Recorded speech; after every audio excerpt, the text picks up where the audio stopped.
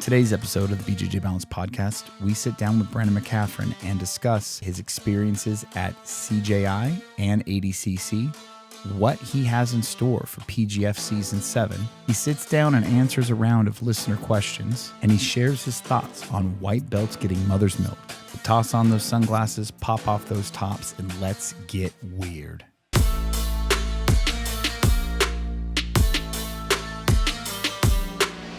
Welcome back to the pod, ladies and gentlemen. My name's Kenny. I'm here with Matt, and we have a special guest today, Mr. Brandon Mccaghren, BMac. What's going on, brother? What's happening, fellas? I appreciate. Look, we all got the shades. Like I said, we like to match energy in the BJJ Balance podcast. We know BMac loves to wear shades inside because that's what cool people do, and that's what we're doing here. So, our interview at PGF. I had so many comments. Why are you wearing your sunglasses inside, you dweeb? I'm like, hey, shut up, dude. This is what we do. Yeah, I mean, I feel like the more of my face that's covered by something, the better it is for everybody. Yeah, people don't realize when you get old, you get wrinkles. So the sunglasses cover the wrinkles. They don't understand, these young guys, they don't understand that. Like, the sunglasses actually cover, like, the crow's feet and all that crap, so... And the black eye that I got yesterday, and the whatever, just the ugliness. Really. EYE or GUY? EYE or GUY? Black guy or black eye? Oh yeah, I'm from the country, so you can't understand what I'm saying. Black eye. EYE. Okay, all right. We're just checking. It's brought to you by RollPay.co. It's not role play, because that's something different. It's RollPay. And if you're using RollPay, you're going to save your gym $700 to $1,000 a month in credit card transaction fees. RollPay offers credit card transaction processing and gym management software to help your gym save money. On the other hand, RollPay also helps underprivileged jiu-jitsu students achieve their goals because 10% of every transaction goes straight to a kid who needs help in the jiu-jitsu industry. Over 250 gyms have already signed up, and they're saving right now. Check out rollpay.co/OS and save today. Guys, here's why your hormones suck. If you're listening to this, then chances are you may be one of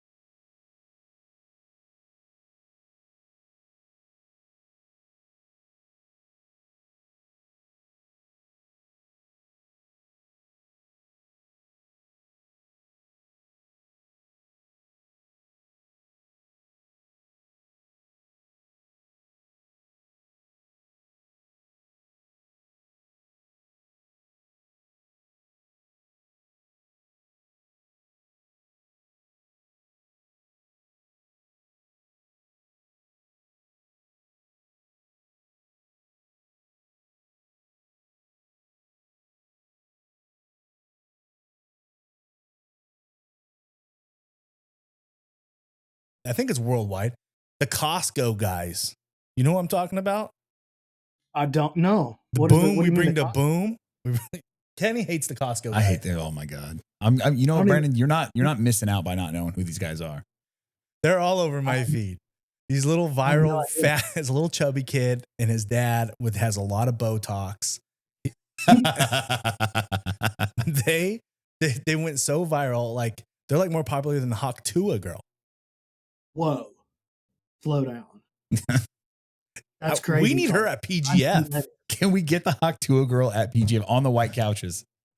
Dude, we spotted her at Karate Combat, me and Keelan, when we went up there for Nashville. She was out loud and proud, Hawk Tua. That's hilarious. I've seen some girls on white couches before, but that's a different kind of movie. We're not going to go into that. We're not going to go into that today. This movie back here.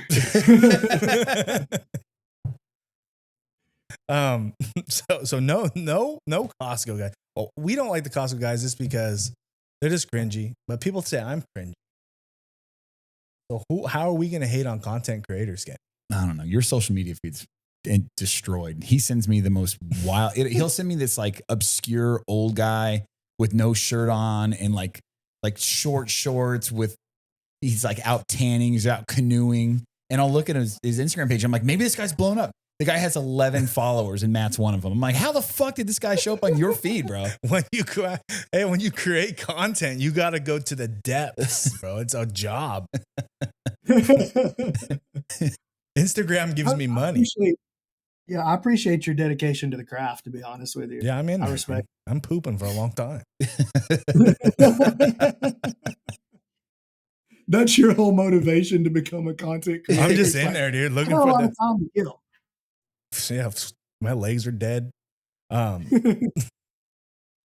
So let's get into some jiu-jitsu talk. So I don't know if you've seen the clip of Gordon Ryan responding to Mikey Musumechi on steroids and 1 minute. Musumechi said, "Oh, steroids make Gordon look old." Now Gordon responded on the Jake Shields podcast saying Mikey's sporadic and emotional, and one day he's like against steroids, and the next day he's like crying, like he's sad. Did you hear any of that? Well, I saw the initial outbreak when Mikey said something about Gordon, but I have not seen Gordon's response. No. Gordon's response is basically one day Mikey Musumechi will be screaming at people for using steroids, and the next day he's crying about how he's depressed, and he's just like, you got to make your mind up. Like, are you going to attack people, or are you going to be sad on the internet? Like, yeah, you kind of got to pick your lane a little bit. I can respect. I appreciate what he's saying there. Actually, yeah. What is your thoughts on steroids in jiu-jitsu? Let it ride. I think that the answer is like in the middle. Actually, like I think okay, everybody can take whatever they want, but we should have to be honest. Yeah, like you should have to disclose. Mm-hmm. Just disclose what it is you're taking, or say some. Like, not that this is necessarily going to happen, but let's say the PGF. We go okay. We allow up to this level right here at some ungodly level. We'll just make it up. I don't know. Let's say we'll let you get to 1,500, but you gotta follow this protocol. You gotta be tested this regularly by trusted doctors within our, approved list or whatever. Like, I think it needs to be something like that, probably, because I do think it's kind of an antiquated way of thinking. I don't know. Just born. People are not on the same playing field. Like the playing field should be level, though. Yeah, right. I know guys are going to cheat, so maybe that just means that our line is incorrect. Right. You know what I'm saying? So I don't know. I go back and forth on it over the years, to be honest with you. Some days I feel real strong one way, and some days I feel real strong the other way, which means probably the truth is floating around in the middle. Like Francis Ngannou and me, born. We did not have the same genetics. It's just not there. And so like to say that like, oh, steroids is cheating. It's like, he's already cheating. You know what I mean? Like he was just off birth. You know what I mean? Like I wasn't born with abs. You know what I mean? I haven't had abs since 2003. So it's like, it's like maybe like, to bring it even, like Francis is already going to have the advantage. John Jones is already going to have the advantage. Gordon Ryan showed pictures of him at 15. He was shredded. It's like he's got the genetics. You know what I mean? Already. So like, it's like some of us need it. I'm not saying I'm pro steroids, but I have taken them before and I enjoyed them. I think one of the things that I like about jiu-jitsu being kind of open to the idea is that it does allow a lot of these older competitors that still have the skill and the technique to maintain a certain physicality to still be competitive. Case in point, Lovato, Wagner. Yeah. I mean, those guys are still placing at ADCC. Right. And you got, look at jiu-jitsu's breaking out right now. Right now, it's starting to break out. And I feel bad. It's kind of like early UFC days when you had like Ken Shamrocks and the Dan Hendersons and all this stuff. UFC was just starting to break out, but their careers were almost over. And it's like, man, now we're starting to make money. We've been doing this for fun. And now it's over. Like, I want to stay in the fight a little bit. I gotta, I'm ready to make some cash. Like I don't want to be old yet. So it's kind of, I feel like some of these older grapplers are kind of like, you know what? I need to stay in the fight. Now it's starting to be something. Be worth it. Yeah, be worth it. Yeah, I get that. Man, I don't know. I just go back and forth on it. It's hard for me to like pin down exactly how I feel even because I think there's really strong arguments for both cases. But I do wonder if maybe like we're not desensitized to it a little bit because we already have these discussions. I wonder how the actual public Right. doesn't really participate in sports, not just jiu-jitsu, but sports. I wonder how they actually feel about it. How do they perceive it? Because I think that's a big factor in why the NFL and the NBA and every UFC, whoever, they say this is not allowed. Right. Well, because we have to sell views and advertising to the standard person who Right. doesn't play professional football, so they don't like it. So I think that's a discussion that we have to like be honest with and do some homework on. For I don't know, somebody's going to have to make that call. Like Polaris is making that call, Right. but eventually the leagues are going to be big enough. I think I see that world in the future. We're going to have to make a decision on that for one way or the other. Right. Like either we're in or we're out. I'm pro steroid. I grew up in the 90s era baseball with, you know, the Bash Brothers and the Sosa McGuire back and forth. And I remember how exciting that was for baseball.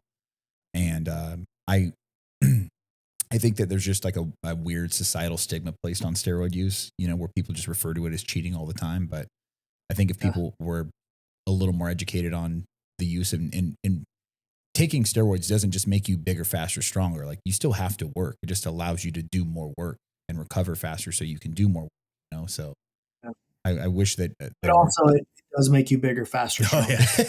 It does. Yeah, it does. I mean, when I did it in my early 20s, yeah, man, it was great. It was like, I felt like I could just keep going and I was like, my maxing was benching 400, you know, it was crazy. I was like, this is ridiculous. But, you know, it wasn't fair for the smaller guys. It's just me being a white belt at the time, but you know, it is what it is. But, you know, white belt, 400-pound bench mat, just crushing dudes. Just not knowing how to pass guard. Just and my little sloppy fat butt trying to white belt trying to figure out just how to stay alive and you're picking me up and throwing me across the room. Just hyped up on Jack 3D original blend. That was me, man. I've been drinking Crystal Pepsi for the last 2 hours, listening to Leonard Skinner.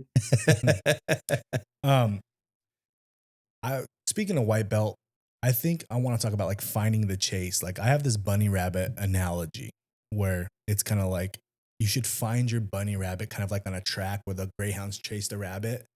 And that's what you need to chase, right? That's how and you want to catch him like, oh, this guy if I can be as good as this guy. So you kind of keep your goal small and then you catch that guy. You have kind of become my personal bunny rabbit in the jiu-jitsu space because you kind of doing what I kind of want to do. So you've like low key just off of actions became kind of like a mentor of mine of like, well, now this guy's like he's content creating. He's doing this. He's making, instructionals. He's doing all this PG. Like, I'm like, okay, I can see that there is a way in jiu-jitsu with not being a high level competitor. So like, you're kind of like a bunny rabbit for me in this space, which is jiu-jitsu. Do you think that's important for people starting even at the white belt area where it's like, I just want to get the blue belt, or I just want to get the purple belt, or I just want to be as good as this guy? You think that's an important thing? And I think that's ultra important. I've always done that. I always call it my nemesis. So I always have somebody at the gym, not they're my enemy, but like I'm chasing that guy. All right. And once I get that guy, then I set my next mark. And then I did that before I even started jiu-jitsu, just with karate. I was like, oh, I want to get good enough. I want to get as good as Josh. He was my first guy. He was like, I was a out of shape adult, like young adult in my early 20s, but this was like a 16-year-old kid. And I was like, okay, if I can like kick with that kid, then all right, then we move up and move up and move up. And eventually you're hanging out and staying on the mat with people that you would have never been able to even stay on the mat with before. So I think that's super important, actually. I think you need that in everything though, right? Right. And I think it's important just as a man, like I want to have something that I can chase, but also have the knowledge that I'll never actually catch it. Right. Like the pursuit of excellence, or like I want to be great at jujitsu. That's actually literally undefinable. Right. You'll actually never catch that.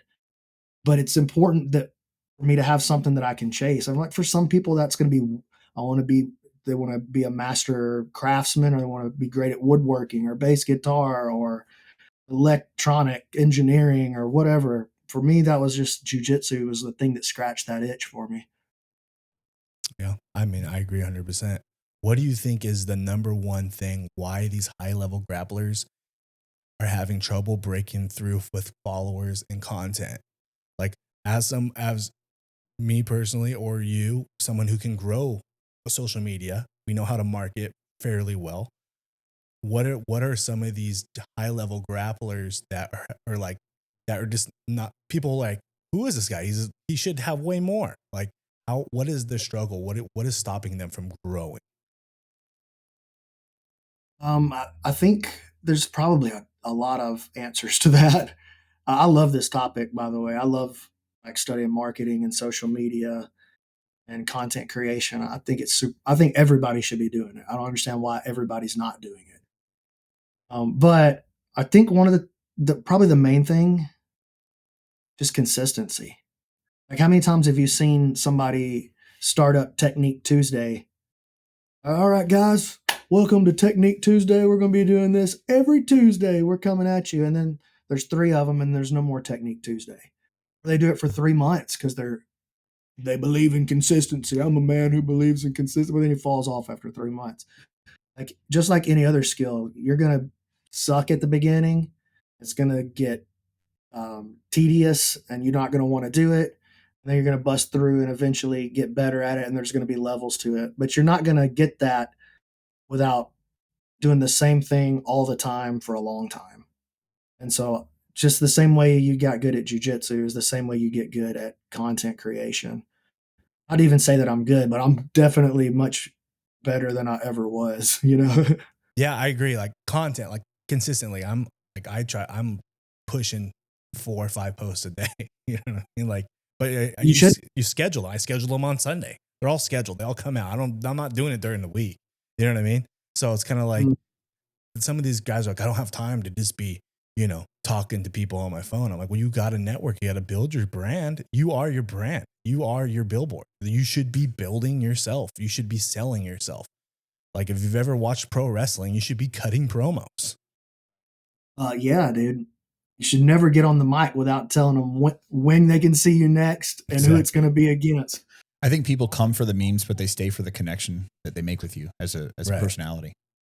So that's probably a deeper discussion then, because that's this theory called, you guys heard of, I think his name's Kevin Kelly.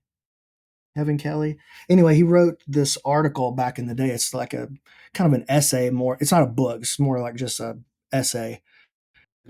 Circulating around in the music industry. It's called 1,000 True Fans. Yeah. 1,000 True Fans. I've read that. Man, I couldn't recommend that more highly to the listeners. Like, go and read that. So basically the theory is all you need to make it as a creative, as an artist, is 1,000 people who love your brand so much that they'll spend $100 a year with you.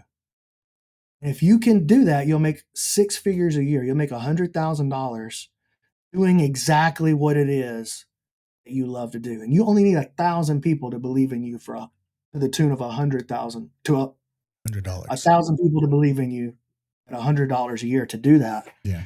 And so finding those people that's the tough part, because you gotta understand how a content funnel works, right? So all the 4 and 5 posts a day that you're talking about, the short form vertical, all of that stuff, that goes at the top of the funnel. That's designed to reach the masses. Those are designed to go and grab you cold leads into your content funnel. And 10, 20% of those people are going to fall into your little bit longer form, get to know my personality more content. And 10% of those people are going to become buyers. and 10% of those people are going to come your 1,000 true fans. But it's just a funnel. It starts with short form or like easy to digest content, just getting them into the funnel, and then you let them get to know you, exactly who you are, more and more as they drop down the funnel. And eventually, they're like watching 3-hour live streams and just hanging around and dumping $10 in your super chat 10 times a year. That's one of your 1,000. Yeah. Kenny was telling me about that. Clayton from Level Black, he said that, and Kenny's read the book, so he was telling me about that too. I was like, oh, that makes a lot of sense. All you need is 1,000 people who just really ride for you. Yeah. Even now, all you need is 500 and you could be chilling. You know what I mean? Especially if you're a jiu-jitsu guy. Sure, for sure. I don't think you can live like that in California where y'all are at. No. Yeah, you barely live on 100,000 out there, I'm sure, these days. So did you have anybody when you're just Brandon Mccaghren, purple belt, sometimes wore the gi, just that guy, you had your boys, right? You had your crew of guys that you were coming up through the ranks with. Do you have anybody who's just like not your friend when you started to make it? They're like, wow, that guy's not my friend now. I thought he's actually a hater. Did any of your friends become haters? Because that has happened to me. I've had friends that are like just like against it now. Like they're like, what are you trying to be, some guy? Blah blah blah blah. And then now, you know what I mean? Like, and they're just like, I don't know if it's jealousy. I don't know what it is. And I'm not anywhere to the level where you're at. But did you experience any of that? No, not really, to my face at least. I've heard some of that through the grapevine over the years, but no, not really. I don't know. I'll say all those things, those mean things that they're probably saying about me. I would say them to myself, and so if I do hear them, I've already heard it. Brandon's he's suppressed, guys. Yeah, you guys are suppressing me. We were trying to get him connected here earlier on the thing, and he kept trying to get into the room. It says, "You are suppressed. You are suppressed." He's like, "I am suppressed." I'm like, "All right, and me too, brother. We all are a little bit." And I think I heard this originally. I can't remember actually. Gary Vaynerchuk says this too, if y'all know who that is. He talks about the idea of giving 51 to 49. And so I really like that way of thinking. Like whatever relationship that I enter, like say me and you, we're friends. Right. In this friendship, we have 100 points worth of value. It's important to me that you always feel like you got at least 51 of the points. And I think that trying to do things that way, and I don't always get that right. Like I always try to do that right. I don't always get that right. But trying to do that, I feel like has kept me from having a lot of people that like come back and bust on me. You know what I mean? Like right. I want to try to do the right thing as much as I can. Even it doesn't always work out for me, but it's important to me that I make sure that you get the most value out of the relationship if I can. That's good advice. Yeah. So PGF season 7, it's on the rise. It's coming quick. So fast. This one is exciting because they're bigger guys. And what I like about bigger guys is we're going to get more, hopefully, even though there's a bunch of guys who like to fight for the feet on this thing, I feel like it's going to be a lot more, meat and potatoes, a lot more smash, a lot more physical than the lower belts. Just on size alone, you're going to get a lot more physicality, which I think is going to be really exciting. And I think the bump from CJI, which I said last week, YouTube's got free grappling. I think that bump coming to you guys now, like, oh, YouTube's got free grappling again. I think that's going to like send this thing to the moon. I'm pretty excited about it. Yeah, I feel like the industry's in a great spot right now. And I feel like PGF is about to happen in a perfect time. Like we had the ADCC CJI thing forever, and it kind of sucked all the air out of the room for anything else in the sport, right? Which, look, it was great. There was no complaints from me. There was a ton of attention on jiu-jitsu. Then once that happened, then we kind of like lulled for just a second. Fight Pass Invitational, and that was really great. Then I think there's a Polaris on the second. Other than that, there's nothing happening between not nothing, I'm sure, but there's not too many like big name. high profile things that are happening. So I feel like PGF's happening at a good time. The election is on Tuesday. I'm worried about what that's going to do to numbers. We'll see. There might be that people just need a break too. You know what I'm saying? Yeah. So I mean, of course, that's probably going to affect a little bit, I'm sure. But I mean, if you've watched the election on TV, they're just repeating the same shit over and over again. So people won't just be looking for an outlet. Like maybe they just keep up with it on their phones, and then they're watching PGF maybe like this, right? Back on a TV, and they'll keep up with it on their phone. Because I mean, that's obviously going to suck all the air out of the room, like from every genre of anything. You don't want to be going up against the election, right? But I think you do also have a little sweet spot. So yeah, you got anything, Kenny? So as far as PGF is concerned, is there probably not this season, but is there a chance that maybe the alley or some sort of a horizontal wall makes itself to PGF in the future?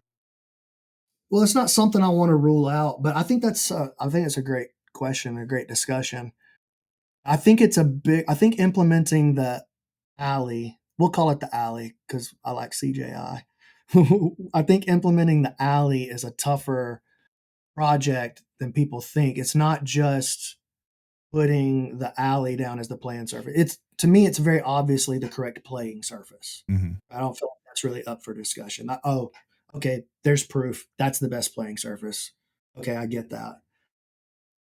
From a production side, like now only really like the larger shows are going to be able to do it just because they're the only ones that are going to be able to afford it, right? Because it's a little bit expensive. And you have to have seating that goes way above the pit. You can't see inside if you're on the floor level, Right. Even if you have pretty good seats, like there's always a dead spot. It's not a problem if it's a TV product. So no big deal. What I think people aren't really thinking about is that if that's going to be the pro standard, that's the professional standard, that's the playing surface, dude, there's a huge education process from amateur to pro that has to happen right here. Like we got to get these pits installed. We can't have the amateurs playing on a different surface with different potential techniques than these guys have. Right. It's just supposed to be like a worse version, or like a shorter version. Basketball is the same up and down the board. Right. You know what I'm saying? We'll just like tweak a couple of the things, but like it's still a 3-point line. There's still a half court. They're still out of bounds. Like the game is the same. The ball is the same once you're in like junior high school. You know what I mean? So like when the UFC implemented the cage, like obviously they had it from day one. But how long was it before that education of the cage is the thing that we're using? You had to educate all the schools and all the athletes and like get those installed to every gym. Like that's a long process. Right. Yeah. So I don't know. Yeah, I don't know. I don't know if that how I see that pipeline playing out. Because it may be like CJI, if they want to do that, they've got to have like a long-term vision for that. And I don't know if that's what that organization necessarily is. Maybe it is, and that's cool. And I got my support, but I just don't know. Right? Are they looking 10 years down the road into the future? Because I think that's a 10 or 15-year project, just like it was for MMA. I didn't even think about that. That is a lot to implement too. Yeah. I'm trying to take over the sport, dude. So I got to think about like, what does this thing look like when we get it on ESPN eventually? What does the pipeline to the pros look like? Right. We're going to have to build out a whole infrastructure. Mm-hmm. So as a diehard blood sport fan, let's go. We've already talked about it. Bring it to me. When we showed up to the PGF, it was in a hidden location. I swear to God, there was an Asian dude and he was like, "Okay, USA." He let us fucking go. Okay, USA. He let us go through. There's crying babies and shit. And all of a sudden we walk in and we're just like, boom, boom, boom, this is beautiful thing with white couches everywhere. It was like some hidden location. I thought it was like the sickest thing ever. I felt like I was in an 1989 movie. Okay. It was like an awesome venue, the way you had it set up. It felt like a little naughty walking in. I'm not supposed to be here right now. Yeah. The word that we kept using was speakeasy. Right. Yeah. Yeah. I felt like a character. I felt like a character in a Street Fighter, just in the background, like just doing this on that 6-bit video game. That's what I felt like. You know what I mean? So you say you want PGF to be the professional sport version growing. Does that keep it small and cool like that and like speakeasy style? Or do you have aspirations to make it arena style where people could have fans and be like, this is my guys, this is my team, I'm team Black Rifle, whatever, right? Is that what like? Yeah, I think that's a great question. So I think there's room for both. Right now, it's kind of crazy to try to build a business model on selling thousands of tickets to a jiu-jitsu event. Right. Right. Agreed. That doesn't mean that that's not the right business model 10 years from now. But right now, it's crazy to try to build a sustainable business with that as the backbone. Right. You know? And so for right now, especially not being a one-off event, you know, if you're doing a season in a week, you expect to pack in a 10,000 seat arena 4 nights in a row. That's going to be tough. That's tough, dude. Yeah. But it's totally scalable at almost no cost to make it a TV product. Yeah. What I think is and if we could sell those VIP seats, you know, if we establish this moving forward as like, yo, it's invite only. Like only certain people can get in. And that's going to make the 30, 40 seats that we do put available for sale. It's going to put a high ticket price on them because it's just cool networking. No, I think it's the coolest thing ever. There was a feeling about walking down the hallway after you check in, and it's like just black curtains, and then you hit the corner, and then boom, you see like the mats, you see the couches, and it like there was just something in the air. It was just like, whoa. It felt trippy. It felt, like I said, it just felt kind of naughty. Like, dude, where are we at? Like, and it's in an undisclosed location. Like you could drive by that thing 100 times and never guess what was going on in that building, kind of a thing. You could just feel people went to battle in here. Yeah. Like it's like we're at like a ritzy party, but like, you know what I mean? We got dancers, you know what I mean? People are making money in here. You know what I'm saying? I think what was cool too about the flyer, the original flyers that were popping off last season, showing the couches and the mat and whatnot. Like, I think if you just kind of glanced at it, you're like, okay, it's going to be a match. It's a neat looking flyer. The foreshadowing in the flyer to what it actually turned into was so close that, you know, with the chandeliers and everything, I was just like, dude, this is like, it excited me because I was like, I remember looking at the flyer thinking like, what is this? You know what I mean? And then I'm like, yeah, like this is exactly what it was. So yeah, it was a cool thing. And it was such a weird feeling because like I was running the thing and I still felt like I was sitting on the outside watching this thing happen to me. You know what I mean? It was such a crazy, surreal feeling. I mean, go from Decatur, Alabama for season 5.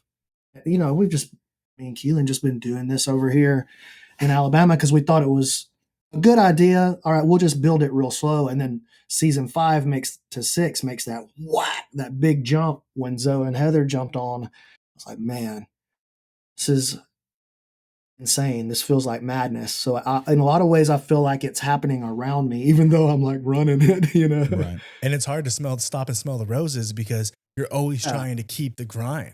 There's no time to rest. You know, there's always another company trying to start something. You know what I mean? Or like everybody's tugging at these fighters. You know what I mean? Like they're not like NBA or NFL players. We're locked in. We're NBA for life. It's like, oh no, Highest Bidder has me doing this now. I'm over here. Yeah. So, even new basketball leagues popping up, you know, like the Big 3 and street balls popping up, you know, and one's always around. So there's all kinds of just attention or a fight for consumer attention, even on something like basketball.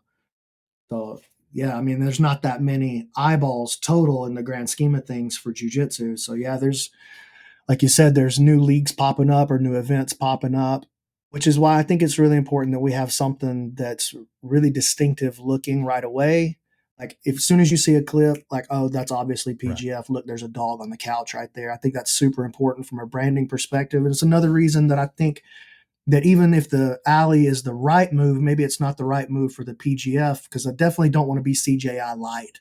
You know what I'm saying? Yeah. Not trying to be diet Craig Jones over here. I want to do, I have a different vision of the way that I see it working. We have the same ideas. We're on the same goal. We're aligned in that way. But I am going to try to execute this idea. You execute this one. Why don't you everybody just build your building as big as you can? And I'm just going to try to build mine bigger than yours. I'm not trying to rip anybody's building down. The bigger yours goes, the bigger mine has to go. And so that's kind of the way I'm choosing to approach it. But I am going to win. Hell yeah. I'm on your team. You're going to win. Let's go. Well, then we're going to win. What was I going to say? What questions we got here? One of the hardest thing. Like, he's so funny. I know you're right in the middle of a question, but I do want to emphasize, I loved being a part of CJI. I thought it was so incredible. Gordon says he's not funny. Gordon says this is not who he is in real life. It's a show. For a second. It's a show. He's really a D-bag. I was like, I don't know, man. He seems pretty funny to me. Yeah.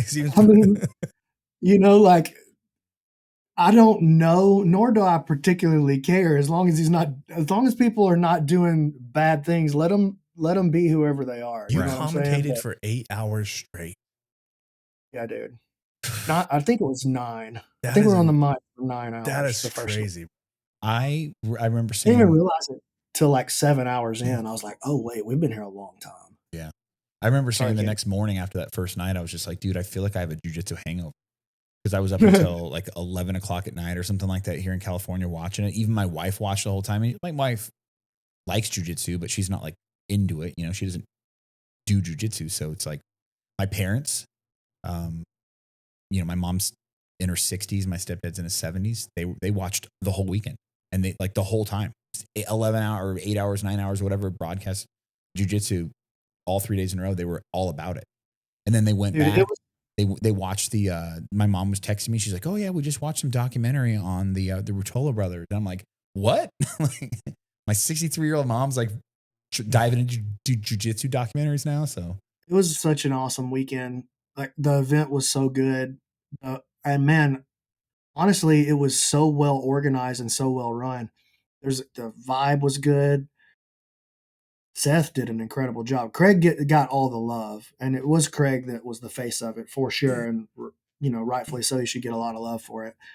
But really, Seth was the magic behind it, to be honest with you. And Todd, Anthony, like, it was a great crew there that did a really good job of making sure that everybody knew what was going on. Everything was running on time. I couldn't believe how well they put it together on such short notice, to be honest with you. It was really, were confident. You told us before, you're like, oh, it's going to run great. I was like worried, like, man, are you worried about the stream? Like, no, it's going to be great. I was like, hey, man, he was right. Smooth. But bad. Yeah, well, once I saw who he was getting involved, Todd's a real professional. He's not a guy who learned how to do it through jiu-jitsu. He learned how to do it right, and he's bringing his talents to jiu-jitsu. That's the kind of, like, he's works on the X Games, bro. You know what I'm saying? Right.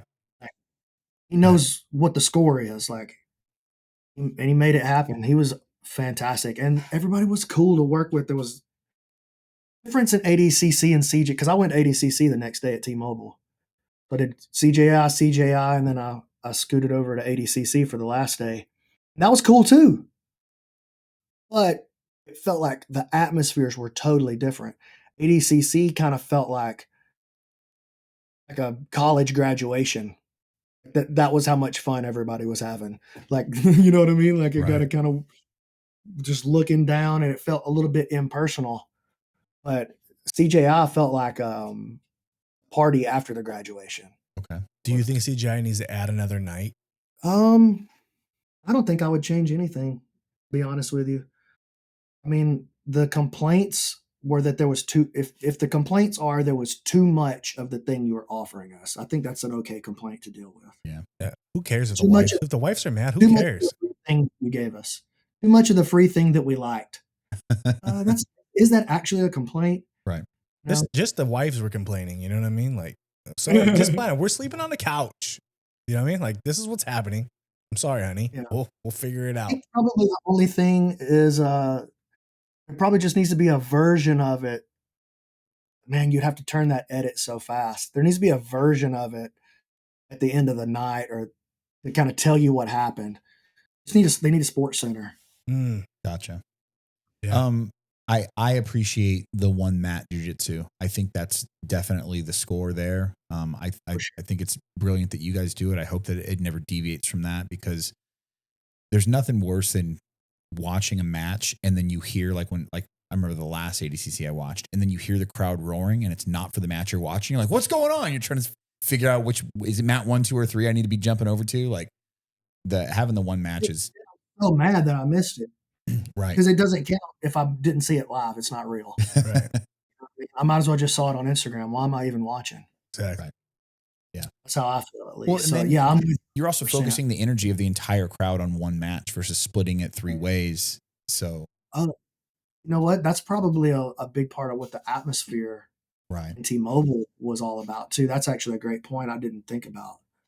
Yeah. That's interesting. Splitting the energy of the actual audience, the actual live audience. Right. So back on business, season 7 was a success, but you're always trying to improve the product. What is different in season 8, whether it's rules or draft? What is different? What can we expect season 8 that was different from season 7, if anything? Okay, so we just finished 6. We're coming up to 7. Okay, sorry. 8's going to be more. It's okay. I just wanted to make sure that we're on the same page. So one of the big, I guess, pain points, I had 2 major pain points last year when it was over that I was like, I wasn't happy with that part. One was the officiating. Even though I really was happy, and the fans seemed pretty happy. I didn't actually get a lot of kickback from the fans about the officiating, but it wasn't where me and Keelan wanted it, you know? And so we went and set up referee certification. We've been training our referees like in the off season. We've been taking them all the qualifiers. They're doing meetings, making sure that we're going to be way closer to what our idea for the rules and the stalling rules specifically be way closer to what our actual idea is than what it was last year. Because last year I would say we got a C+ on the referee and the officiating. Is it still going to be PJ and Drew? So the referees are Murillo and Weird Al. I know Weird Al, the ref. Yeah. I know who I'm talking about? Yeah. No. No, you don't know the ADCC ref that looks like Weird Al? Yeah, I know who you're talking about. I know who you're talking about. Yeah, him. Okay. Yeah, his name is, but to me, he's Weird Al.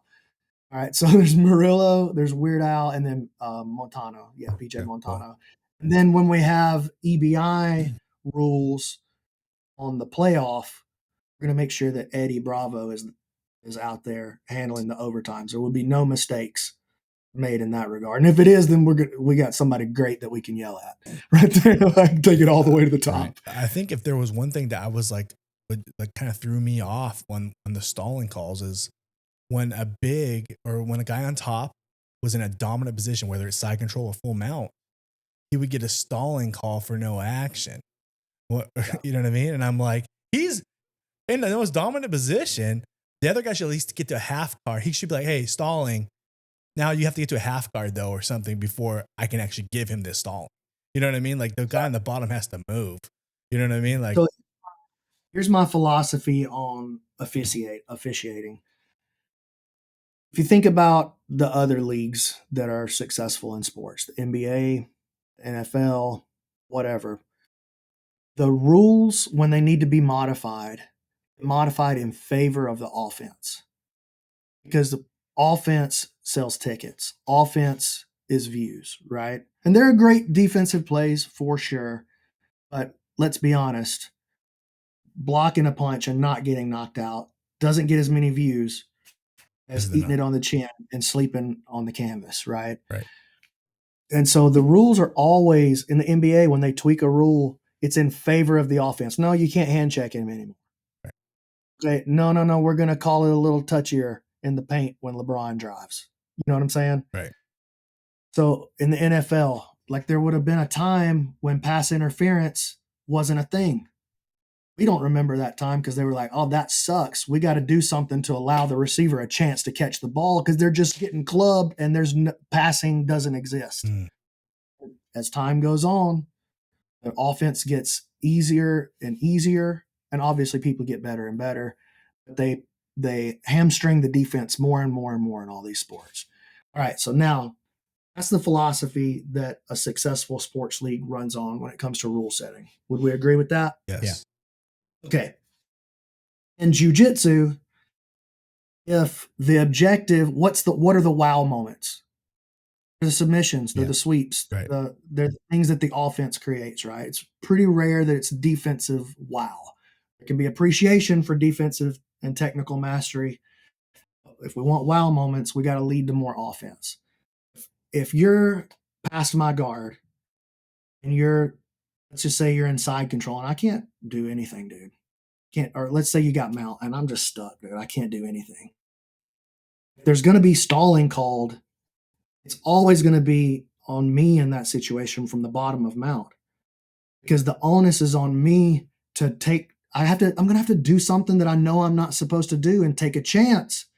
I shouldn't have been in this bad position. You can't be punished for this, because what happens if you get punished from the mount position and you get penalized? Well, then you start moving to try to stop, and we move you farther away from the chance of a wow moment because you're losing control. Right. Right. So we're actually doing the opposite of what the stated objective was, which is to create more exciting jiu-jitsu. You got to turn your back. You got to give your neck. Look, I'm talking about for watching sports. I'm not talking about for the art of jiu-jitsu. It's two different discussions, right? Right. We can talk about that some. I'm talking about for seeing jiu-jitsu and making it fun to watch for a viewer. If you penalize the bottom guy, then he has to move, and when he takes that risk, he actually moves the situation closer to a submission. And so we're more likely to get the result that we were looking for because we penalize the bottom guy. So if I'm stuck on bottom side control, I got to move or I'm getting a penalty. Yeah. If I'm stuck on bottom mount, I got to move or I'm getting a penalty. So that's the way I think Varela got a penalty for mount from being and I was like, that was what we had to go back and make some corrections on that. Like, we got to get on the same page. These referees have to express this the way that we want it expressed. Because the art whether of that's wrong, it's at least got to be we've at least got to try to run the experiment the way we're thinking about the experiment. Right. The art of cooking, that is part of jiu-jitsu. You know what I mean? Part of it, dog. If you don't like it, right, take a chance. Turn your back. I applaud you for that. I applaud you for that because I'll get my back taken. Yeah. Oh. I applaud you for that because you're always trying to improve the product, and to me, I think that's awesome. Doing so without altering jiu-jitsu as well. Right. You know what I mean? Well, no, listen, it is altering jiu-jitsu. I don't even consider it jiu-jitsu if I really think about it, because what it is, it's a game that you're going to use what you know about jiu-jitsu to try to win. Because really the best jiu-jitsu, if Matt has me in top side control, the best jiu-jitsu that I could do is stay safe and wait on my moment. Right. That'll get penalized in the PGF though. You added a shot clock in basketball. If there's no shot clock, right? The shot clock forces action, forces movement. It forces guys that I have to take the shot. It's a bad shot. Well, look, we got 2 seconds. Shoot it. Yeah. Like you forcing the act. That's exactly it. It's a shot. And that's what we called it in the rules, is a shot clock. Questions? Yes, sir. We got some questions for BMac. Here we go. SoCal Migs, this is a 10th Planet Murrieta guy. Who are you guys looking forward to seeing compete at PGF? You can't answer, I don't think, because, I mean, you can, but you're the commissioner. I would say my top 2 would be Dory and Bame. I'd say top 3, Dory, Bame, and Chambers. I would say Dory. Dory's my boy. You know what I mean? I like Dory, and then Stuart Cooper. I mean, I've been watching the guy's documentaries for years, and I know he's legit. I'm just curious to see how legit. You know what I mean? So I'm excited to see him, even though, and having us rank these guys in jiu-jitsu, like styles make fights, but like it is so hard to rank these guys in jiu-jitsu. Like one guy could be, it's just so difficult. And I don't think these guys realized by like 5th or 6th day or the 5th, 4th day, these guys were absolutely gassed. I'll tell you right now that I'm gonna rank Jabroni a little higher, just because I think of all the people competing, he understands what back to back 3 matches a day jiu-jitsu is going to be. And I think I think day one, you're going to see a lot of people kind of maybe blow their load that haven't competed in this rule set. And day 2, 3, they're going to realize like, man, this is tough. And I think he's still going to be there killing it because he already understands how to pace himself. On that note, you saw him last season say on the finals, he was like, I didn't want to do this today. I wanted to go home. My manager just said, get out here and fight. Like even a vet of the PGF by the last day was, wrecked. And now the weight is up. Right. So I don't know what he walks at. He must be going up in weight, right? So the guys are just going to be bigger and stronger and heavier. So it's just going to be even more tired.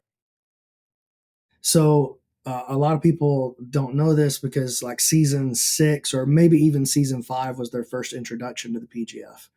Season 2 was 225 pounds. Okay. And Elijah finished second in season 2. Oh, as well. Now it wasn't the same level as we got now.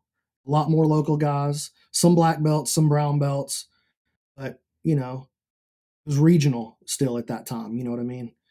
Like this is international at this point. Marcin's flying in from Poland. He's the ADCC European trials champion. He's flying in from Poland to do this thing. David Zassari coming over from, like, I know he lives in Texas now, but he's literally coming from Norway to get here. Hodger Gracie's coming in from Europe. Like this thing's international now. Fedor's Russian. Like it's dogs. Yeah. So it is a little different, but the weight class is actually smaller than it was in season 2 when Elijah had a great season, and he subbed pretty much everybody that he got his hands on that year. Hunter Colvin was the champion in season 2. He was the only guy that beat Elijah that season.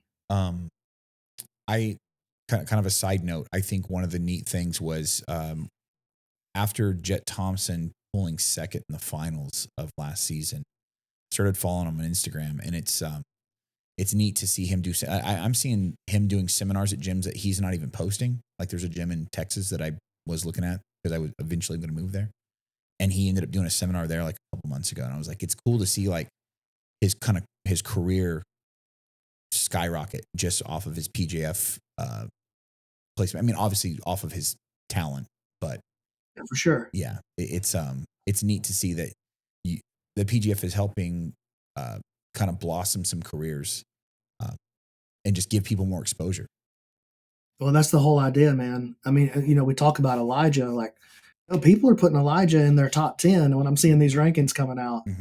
But Elijah has pretty much, I don't want to say only, but almost exclusively for the last couple of years has done PGF is the only competition we've seen him in. He did the trial, or not the trials. He did an ADCC Open and he got second place, lost in overtime to Oliver Taza.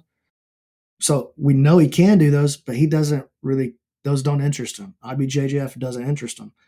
He's just been doing PGF. So yeah, he's been able to create a platform for himself off of it. Same thing like you were talking about with Jet. And that's a really important thing for me. I want to create something that's like a platform those guys can stand on and like move forward with their career and actually do something. So yeah, man, I'm trying. I want to have something great for all of us. I really do. Like I'll get whatever I get out of this, but honestly, I'm kind of getting what I want out of it. Is I just really love doing it and working on something that I feel like is important and it's going to be around for a long time. And to me, that's super important for it to be sustainable. This is your mark. This is your mark in jiu-jitsu. This is your, when people feel it. When people say, what did Brandon Mccaghren bring? This is going to be it. This is your baby. You know what I mean? Which I think is pretty. To not take anything away from what you've done, what I see what you're doing with PGF, to me, it mirrors a lot of what I see when Eddie Bravo pushed EBI out initially and then combat jiu-jitsu I see that same kind of like servant leadership behind it, and like really wanting to push this and make it something special. And it's not about you. You know what I mean? Like you could be doing all the like, look at me, I'm Brandon, look what all I've done. You're not. You're pushing all of the energy back on the athletes. You're pushing all the energy back on the coaches.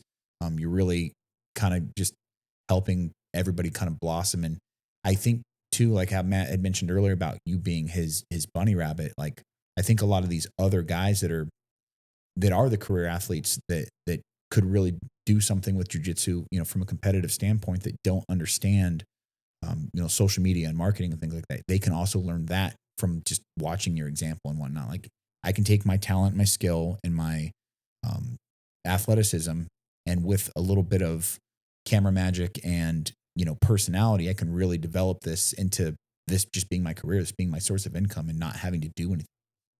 So I think you're doing these athletes a service from multiple angles. Thanks, man. I'm really trying. I know I don't always get it right, and you know, I swing and miss pretty big sometimes. But I do think that long term, we have something really special with the PGF, and it's my love letter back to jiu-jitsu. It's my thank you back to jiu-jitsu for what jiu-jitsu gave me. Like, well, I have an opportunity here to give something back to jiu-jitsu and really make something awesome for all of us. And so I'm gonna do it. Yeah. And that's why I'm like, I'm gonna win, because I'm gonna do it for all of us. And that's how I know I'm gonna win. It's just Right. like, who's gonna win. Yeah. So Who it's wouldn't just want to jump on board and support this? It's just like getting your yeah. black belt. It's who's left. You know what I mean? And Yeah, and you that's what got it the is. determination. Like I will. It's gonna be you. You know what I mean? Like that's it. Like you refuse. Like no, we're winning. Like Yeah, I just won't quit. Well, I just won't quit. You know, like, oh man, season 9 was really cool. The PGF, they tried. Season 10. Season 10. Season 10. Back in the gym in Decatur, Alabama, but season 10's running. Yeah. I'm not gonna quit. You know what I mean? I'll find a way. And luckily, everything seems to be trending really well. Very well. There's so much cool stuff happening with it that I wish I could just make it all happen right now. I Like, know. just turn the switch and just make all these Let's things pop go. this zit already, you know? Yeah, dude, it's like swelling up. And I took that analogy straight to the heart. I really understood what you're saying with that one.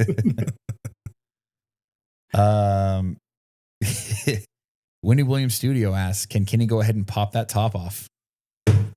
What Hold on a is this regards to? This is my wife. Oh no. So my wife, what was it? I did a story on Instagram on the BJJ Balance page one day, like after training, and I had like my rash guard off, and it was like, you could see I'm obviously not wearing a shirt. And then my wife makes a comment when I get home, like, oh, we're just taking shirtless selfies on the internet now. And I'm like, oh God. And she's poking fun. My wife. That's what the podcast is becoming now. We're becoming, shirtless selfie guys. So then like a couple weeks ago, my brother-in-law comes into town and I take him to an open mat and we do some training and whatnot. And my wife texts my coach, because they're friends. She's like, hey, can you get a picture of Kenny and my brother? Well, I'd already taken my shirt off, my rash guard, after we're done training because it's covered in sweat. And I took a shirtless picture. So now she's apparently giving me shit. So guess what, babe? Oh shit. Holy cannoli. There you go. Well, Dude. fuck it. We're all about matching energy. Fuck it. Oh, hold on a second. What's going on here? God damn it, Wendy. Shit. Yeah. Let's go. We're here. There you go, Wendy Williams Studio. I hope you appreciate that. Here we You go. might have to fucking pixelate these titties out. Oh, luckily I'm strategically above the nipple. You fucking worked it. Look at you. You're a real pro. See? Bunny rabbit shit. Am I cool? Am I cool yet? Going back to the show. Stephen Crayun Buhi, thoughts on people who compete shirtless. I think it's slippery. It's slippery and it's Slippery gross. slope. It's slippery. It's gross. You can get a pit in the face. It's not fun, Steven. Man, I'm fucking pasty, dude. I'm pasty boy. See, I'm just covered in tattoos. I don't need as much sun. I'm a pasty boy. Here we go. Mark like action. Poseidon's kiss every time you shit, or getting shit on your hand every time you wipe. What is that? Where did this go? Where I feel like I need my shirt on for this. Poseidon's kiss, for sure. I'm not gonna get shit on my hands when I'm rolling. I'm a fucking, I'm a good teammate. I'm not gonna have poo fingers.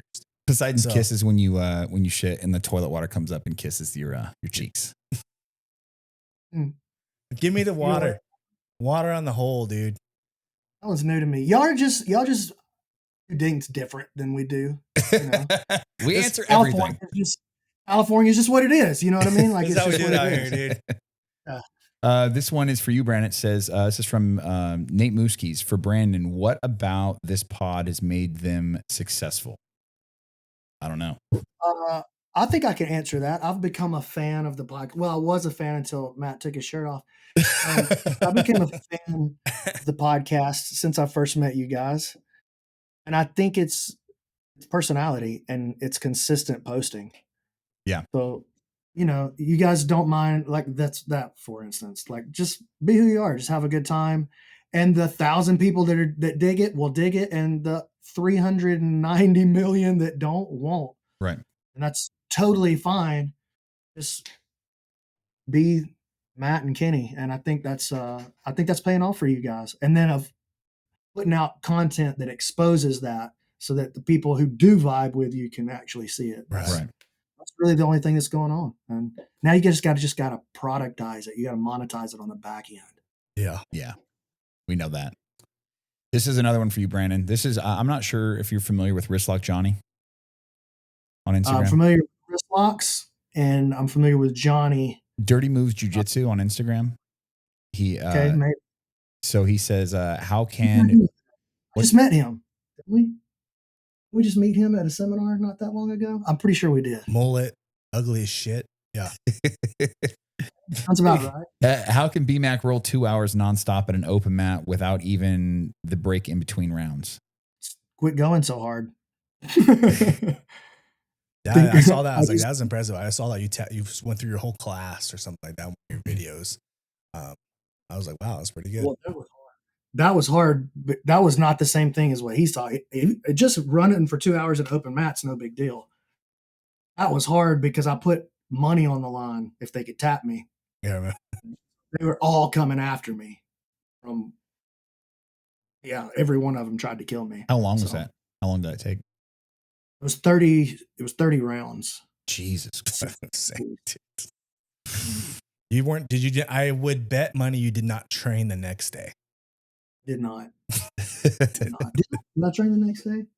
Yeah, I took the day off. I bet I only took one day off, though. Yeah, that's correct. Do you find time to still get it in while you're, doing PGF and all this UFC Fight Pass stuff? I'll just train wherever I'm at. I don't get to do that. So it used to be, man, I would do at least one session every day. And I was like, I guess I'll try one of those rest days everybody's been talking about. After about 15 years, I started doing a rest day on Sundays, which turned into a travel day eventually. So I would say at this point, if I don't get 3 in, something weird happened. I pretty much always will get 4. Like I just did, an hour and a half out there at open mat right before I walked in here and sat down. Nice. But to answer his question though, I don't know. I just don't put any, this is the craziest answer probably, but I just don't put any attention on anything except jiu-jitsu. I don't care about getting stronger. I'm not going to the gym. I'm not trying to lift weights. My whole idea is that I want to have a jiu-jitsu that I can still do when I'm 55, when I'm 60 years old, because I still want to train. If I got to be fast and strong and spending a lot of gas to make this thing I'm trying to do work, well, then I'm not working on the jiu-jitsu that I'm going to need eventually. Mm-hmm. So, Yeah. And then if I get in a bad spot, like I just don't have any problem tapping to you. Right. I don't care if whatever belt. Like it doesn't matter to me. I'm not in. I already think I'm good. I really don't care what you think. Right. So if you get a position on me and I mess it up, that I don't care. I'll just tap to you. Start over. How do you feel about Craig's philosophy in if somebody taps him at one of his seminars, then he just lets him get him 2 or 3 more times because nobody's going to believe that you tap Craig Jones 3 times in a row? I think that's completely brilliant, and I think I'm adopting it. This is a question from the Discord. This is from Cardboard on the Discord. He says, question for the pod. I got mother's milk last night for the first time after 2.5 years of training. Is there any way to mentally, emotionally recover, or should I just start doing a keto instead? A keto. Oh, yeah, I would just do it right away. Yeah, what the fuck we doing? I think that's exactly what you should do. Mother's milk is the end all be all of your You can't do it, man. I mean, yeah. I think it depends. Now, if a heavy got you in mother's milk, it's understandable. I've milked some dudes, dude. I believe you, dude. That felt like the most true thing that's been said on this podcast. Oh, dude, I am a dairy queen. Jesus Christ. Phrasing, Matt. Phrasing. I think that was the correct phrasing. I think you nailed it. That was it. King didn't sound as funny. 145er, if a 145er sticking in that mother's milk, let's quit. You lost when the guard got past, man. Let's just go on and quit. Steadfast design and print, top 3 fundamentals every white belt should know. Balance, weight distribution, leverage. I think that every single technique or principle is like a sub-principle of those 3 things. If you're in a situation where you don't know what to do next, like what's the next step that I'm supposed to do? If you'll find a way to take those 3 elements, my balance, my weight distribution, my leverage, and then his balance, weight distribution, and leverage. If you can increase one of these elements 10% for you, or decrease one of his 3 elements 10%, then the technique's going to improve. And every little refinement that you make, every move's made of those 3 things. You know? So like an arm bar is a study of balance, weight distribution, and leverage. A heel hook escape is a study of balance, weight distribution, and leverage. And so it's not really like I believe those are the fundamentals. I think there's this idea of there's 36 fundamental moves. Like, no, dude. Those are just the movements where it's easiest to express the fundamentals. Mm-hmm. Beginner. I couldn't agree more. But the kiss of the dragon still made a balance, weight distribution, and leverage, my dude. Mm-hmm. Still balance, weight distribution, and leverage. So in a way, that's just as fundamental as a bridge and roll. What the good news is every time that you come into jiu-jitsu, whatever technique you're working on, if you'll study it with that filter in place, all of your jiu-jitsu can improve no matter what specific technique you were working on that night. Mm-hmm. I got better at my understanding of balance, weight distribution, and leverage tonight. Even though we were studying mount escapes, my heel hook offense got better if I really studied jiu-jitsu. Right. Does that make sense? Yes. I trained last night, so I'm going back and thinking about rolls that I had last night, the successful portions with that principle in mind, and it's laying out perfectly. That's it. Questions wise, brother. Again, guys, we appreciate Brandon Mccaghren coming on the pod. As a friend of the pod, and we're gonna have him on more hopefully. PGF season 7, November 3rd through the 8th. YouTube, watch it for free. You can't beat it.